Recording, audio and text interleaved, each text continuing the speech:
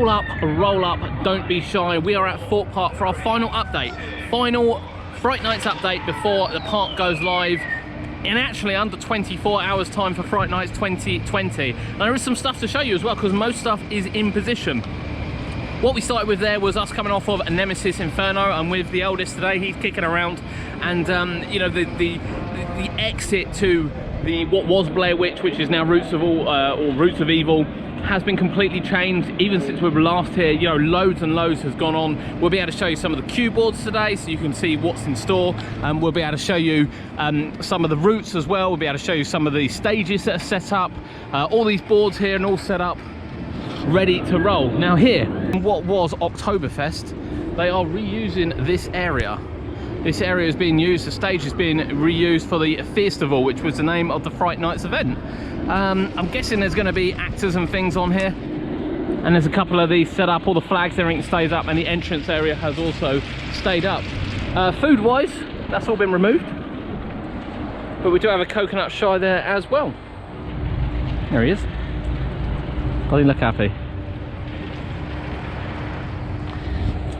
He's waving. So yeah, we're going to show you around, and we're just going to show you some of the you know, some of the things before the park finally opens for Fright Nights in 2020. We didn't know whether the event would go ahead. We didn't know whether there'd be mazes. As we covered in our last video, if you haven't seen it, there is going to be a couple of mazes and quite a lot of scare zones, and they're all labelled out. So let's take you around the park and show you what's on offer for 2020 here. So the Festival Arena, which was actually the name of the event, is going to be a scare zone, so recommended for 13 plus, which is pretty standard actually, I think, with Thorpe Park, isn't it, for their Fright Nights. Face masks must be worn in this area at all times, which is quite interesting. You haven't had to use them outside before. There'll be live actors that roam in the area, and this year they won't touch you. Obviously Thorpe Park have been synonymous for touching you in the past. Photosensitive epilepsy. Yeah. I don't know what this one's going to be, but it's a nice big area to walk through. There'll definitely be actors interacting with you on the stages there, and of course I imagine there'll be something as well on the main stage itself. Little hut stage. So yeah, definitely some things happening. Let's take you over to Roots of Evil. The entrance to Roots of Evil will be right here outside of the Jungle Escape. And as we said last time, there is barbed wire set up down there, and obviously we showed you as well the longer sort of exit to it. I wouldn't say the shed's been particularly extended, but certainly running into it looks a lot more covered up and a lot more enclosed, so it'll be really interesting to see that. Root of Evil, though, for those who want to know, an unnerving scare maze through the Forsaken Forest. Special effects including sudden loud noises, smoke and strobe lighting, as you would expect from a maze. Obviously you won't be able to film inside of them. They've added some safety for the viruses as well, and the restrictions as well. But yeah, this is going to be the entrance to it, with the exit coming out by Nemesis Inferno. Pretty much the same route I would guess as what Blair Witch took. How much walking back on yourself there'll be like Blair Witch had last year, be really interesting to see. Really interesting to see what the differences are. Doesn't look like though it's going to use any of the Jungle Escape. I think most of it is going to be outside. It's going to be outside, Kurt. It is. There's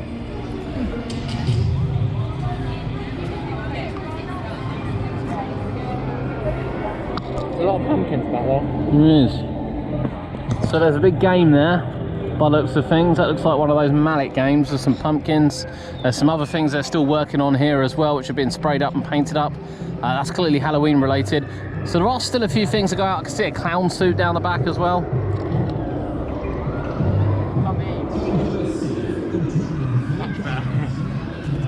And we can see straight on from here to the back of the maze down there. Nice little chair there. So yeah, there are still some things to go to place over the next 24 hours, but certainly things are really shaping up here. And you know, there's barely any events on across the UK. Merlin are pushing ahead though with here Chessington, Alton Towers, and to some respects Legoland. Down here in Old Town, it has been sort of limited operations on the rides while they prepare for the Fright Night celebrations. However, that said, it's completely shut off now as we approach kind of the end. And this is going to be a scare zone, so this is going to be Freak Massacre, kind of Unchained, out and about. Whether or not you'll walk through any of this would be quite interesting to see, to be honest with you. You've got a nice burger bar going to be open there as well. But the scenery is really, really nice. Bear in mind this is a children's area. It's just staggering, isn't it? Absolutely staggering. But we'll take you around the other side and we'll show you around the other side as well. Because interestingly, it looks like platform 15, you will be entering where you exited. So it looks like you'll be starting with the tunnel. By the looks of some of the things around there, either that or they're just advertising it a little bit better. But you'll see when we get around, there's a lot more signage. There's certainly a lot more going on. But it looks really good down here. When you think all these years we've been sort of crying out for better scenery and better theming, and they haven't done it, and now this situation's come along, and because most things are outside, we have a better understanding of what's going on. But a lot of work going on down here. Engineers as well working on the lumber jump. My guess will be that these rides will be open till about 2 o'clock, with the scare zone starting at 3 o'clock. So Mazes and scare zone start at 3 o'clock.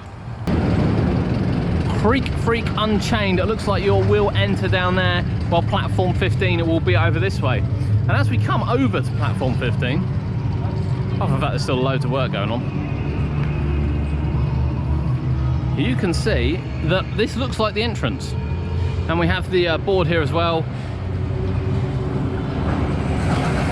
I'll let you take in the restrictions there, nothing too different to be honest from the rest of them. But this looks like this will be the entrance.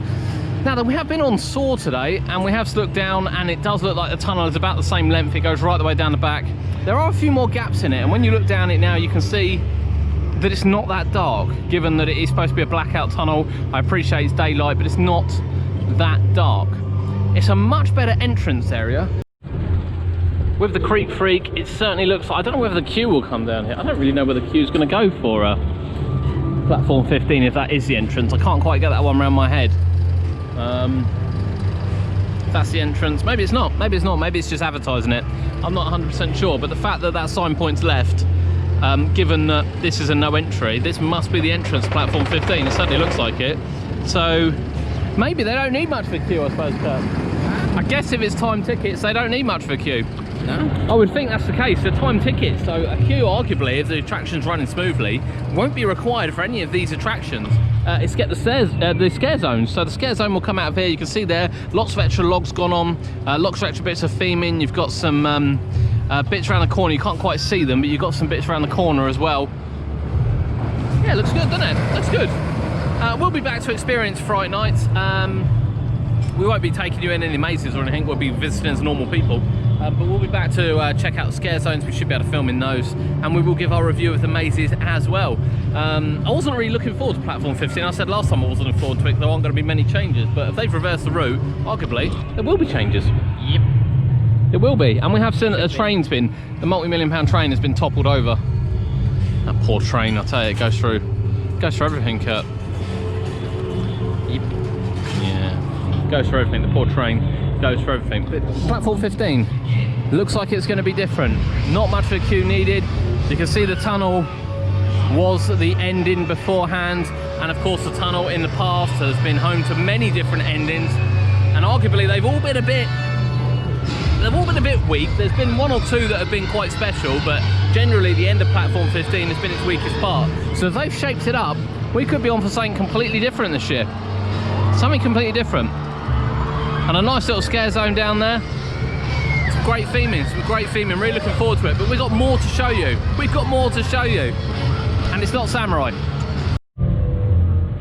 Last time we came, this bus was set up all by itself, whereas now you can see that lights are set up and sound is set up and mixing decks are set up and a nice little grass area, assumingly for people to dance on comfortably, that isn't rock solid concrete, is also set up. So this will be one of the show areas here. There's plenty of space, fortunately, as well. Plenty of space. Yeah, I think it is supposed to be waterproof in that. It's not done a very good job. There's going to be a lot of singing and dancing, I think, this year, Kurt. A lot of singing and dancing. And there's lots of space here to gather for shows, which is quite good. I would guess the tables won't be here. I could be wrong. I would guess the tables might be moved, or maybe if you're not at a table, you're not watching it. I don't know how long the shows are going to be, whether it's a continuous one.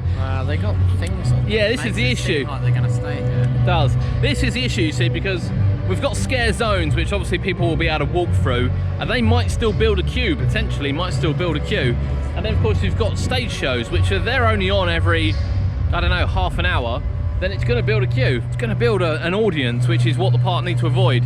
Although it's reduced capacity, anyone that's experienced Merlin over the reduced capacity summer will probably vouch for the fact that this might turn out a bit busier than they're expecting, potentially. Whereas the maze is on a time ticket, you know, when we've been to Alton Towers and we've used a time ticket, it's worked really, really well. We've not had to queue for anything. And that looks like that's the route they're taking here. And at £10 a maze, there's no real reason for them not to do it like that. But of course, most people that have come to Fright Nights over the past won't be used to that. They'll be very much used to, you know, just rocking up and queuing for hours on end. So it'll be really, really interesting how many people have actually looked on the website and checked before they've come to the park. Now then, the tickets are £10 for the mazes, as we've said before. Tons of my eyes here, it's quite busy. £10 for the mazes. We want to make sure really you book online before you get to the park. I don't know how possible it's going to be to book once you get to the park. I know at Alton Towers on a quiet day you can do it, and I know on a busy day you often can't. You often can't get it done. It's often just too busy. So yeah, make sure you pre-book everything in advance. As we said, the mazes and things, celebrations if you will, are all from 3 p.m. And interestingly as well, because the park shuts at 9, and because they have to have the park cleared by 10 o'clock for the restrictions, rides close, the queue for the rides close at 8 o'clock. So just bear that in mind if you're coming to the park. 8 o'clock ride close. So if you want to do the mazes and you're booking the mazes, you might actually be better for trying to book those for sort of 8, half 8. Once the rides are shut, and then you're not missing out on anything. Just a bit of advice for you there. I think that's what we'll be doing. Yeah, looking good. Amity High, the stage show will be here. I'm guessing they're not just on that stage, but maybe they are. Maybe they are. There's not a lot of space there, to be honest, to come out, but a lot of decoration going in. Look, getting it all ready. I imagine this will be opened up and it'll be like last year. That was a great show last year, wasn't it? Wasn't as good as Chessington's. Chessington's one was really good, wasn't it? Yeah, but they were all good. They were all good. Yeah, they were all good. And we've got obviously the lights. We've got some twirly lights. We've got the little disco ball as well. Yeah, a bit of everything. But this is the site of the other one, and this is all that's up here, Kurt. This is it. This is your lot. And then finally, down to the Swarm.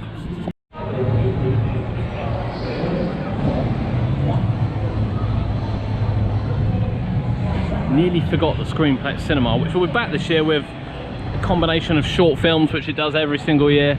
That's ready to roll as well. There's no Angry Birds 4D experience on today. Ready to go with the Screenplex. It's all a bit quiet, Kurt. There's no music. So the Swarm Invasion. This is your Swarm Invasion scare zone from 3 p.m. And I have to say, doesn't look like there's a lot down here, does it?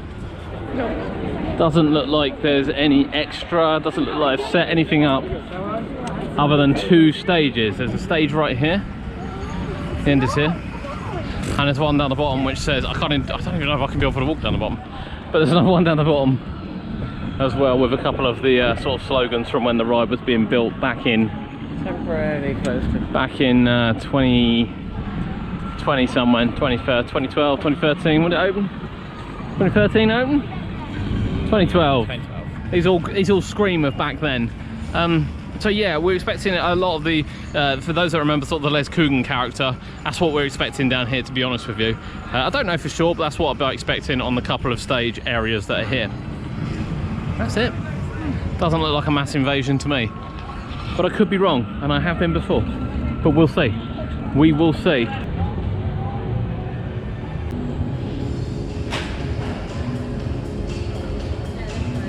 So all indicated by little dots there. You've got from the left, Creek Freak Unchained, scare zone from 3 o'clock. Platform 15, which is the paid ticket. Up to Route of Evil. In the middle you got the Festival Arena. Down the bottom you got Thorpe High. And then of course Amity Terror High at the top. Screenplex in the middle. The Swarm Invasion, and then the Crows. A mystery location, so they'll be darted around the park. But yeah, that's your stickovers, and we're expecting to find them for the festivities. Thorpe Park Resort, we are just hours away from the start of Fright Nights, and that's the preparation. We're probably about 95% done by the looks of things, just a few final touches coming. There's a few things obviously to take into account this year. This is the first year, and I don't know how long, there's been no IP. There's no IP. Both the mazes that are open, all the little scare zones are not IP based. No Blair Witch, no Walking Dead, nothing like that. It is all fresh and original, with the Roots of Evil being the new maze for 2020. Let's pause and think about that. I don't think anyone's really thought about the fact that Thorpe Park is going to be a very, very different event this year. It's not going to be your usual. It's not going to be kind of long queues and you know, we're not really sure where we're going and will we get on it and everything like that. It's time ticket event. It should be quite well managed. Should be quite easy to get on the rides you want to go on. Yeah, it should be really, really good. Really, really good. It's going to be a really, really different event. And it is good, to be honest, that the park is doing something where everyone else has pretty much stopped. Now, we will be back for Fright Nights. We will show you around the Fright Nights. That includes evening time as well. So we'll show you what the park looks like at night. Obviously, we can take you through the scare zones. We'll take you through some scare zones. But it looks set up. It looks set up, ready to go. Let us know, are you coming down to Fright Nights? And if you are, what are you looking forward to? We'd love to know your comments below. But from UK Theme Parks, next time we'll be at Thorpe Park, will be for Fright Nights. So stick around, make sure you've liked and subscribed. It's only a couple of days away.